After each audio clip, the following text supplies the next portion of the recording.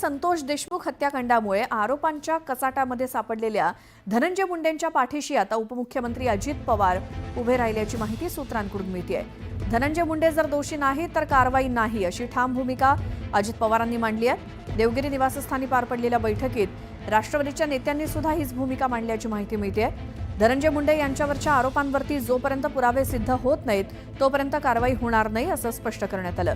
काल धनंजय मुंडेंच्या समोरच राष्ट्रवादीच्या नेत्यांनी ही भूमिका मांडल्यामुळे धनंजय मुंडेंना राष्ट्रवादीचा अभय असल्याची चर्चा राजकीय वर्तुळात सुरू झाली आहे। याच संदर्भात आपण अधिक बोलूया। सामाजिक कार्यकर्त्या अंजली दमानिया आपल्यासोबत फोन लाईनवरती आहेत। अंजलीताई, राष्ट्रवादीचे नेते आणि अध्यक्ष म्हणतायत जोपर्यंत धनंजय मुंडेंच्या विरोधातले पुरावे सिद्ध होत नाहीत तोपर्यंत काही कारवाई नाही। आता आपण जर बघितलं की आधी ते म्हणाले पुरावे मिळत नाहीत तोपर्यंत कारवाई नाही, आता पुरावे सिद्ध होत नाहीत तोपर्यंत कारवाई नाही। आणि पुरावे सिद्ध कधीच होणार नाहीत हे आपल्याला माहितीच आहे, कारण काल जी बैठक झाली त्याच्यात 4 जण जी होती त्याच्यात अजित पवार आणि सुनील तटकरे ज्यांच्यावर सिंचनाचे आरोप झाले होते, पुरावे दिले, चार्जशीट झाले, पण चौकशी थांबवण्यात आली।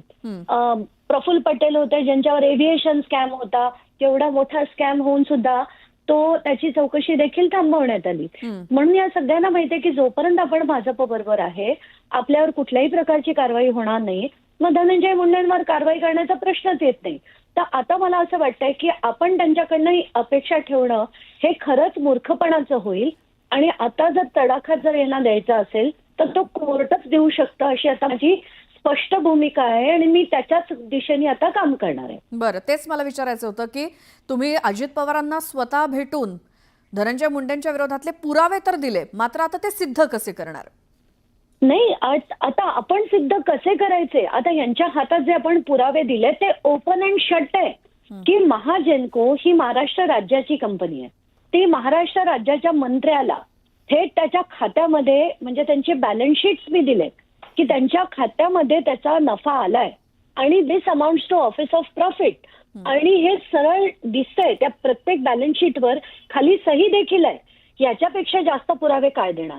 त्यानंतर कृषी घोटाळा काढला, 542 कोटी जे खर्च झाले त्याच्यापैकी 60 ते 70% पैसे खाल्ले गेले आणि याच्या आपण ऑनलाईन सगळ्याच माध्यमांनी लावून धरलं की बाबा 90 रुपयाची 92 रुपयाची युरिया, नॅनो युरिया हे 220 ला घेतलं, 519 म्हणजे जी 269 रुपयाची जी नॅनो डीएपीची बॉटल होती ती 590 ला घेतली।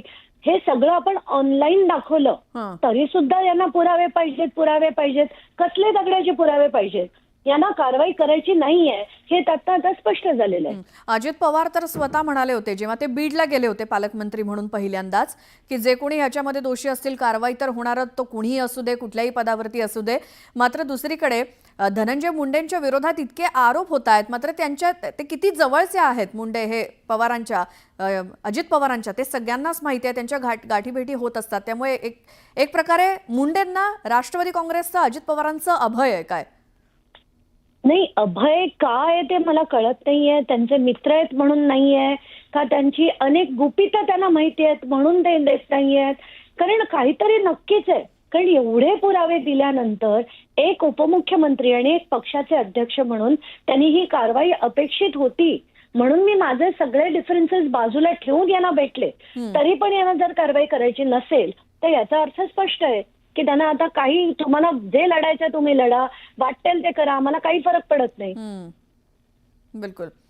त्यामुळे तुम्ही म्हणताय तसं कोर्टातनच हा दणका द्यायला हवा असं सामाजिक कार्यकर्ते अंजली दमानी यांचं म्हणणं आहे। जे काही पुरावे त्यांनी आतापर्यंत धनंजय मुंडेंविरोधात सादर केलेले आहेत त्यावरून अंजली दमानी यांनी ही गोष्ट सांगितली, इथे कुठेही न्याय मिळणार नाही, न्याय फक्त कोर्टामध्ये मिळेल असं त्यांचं म्हणणं आहे।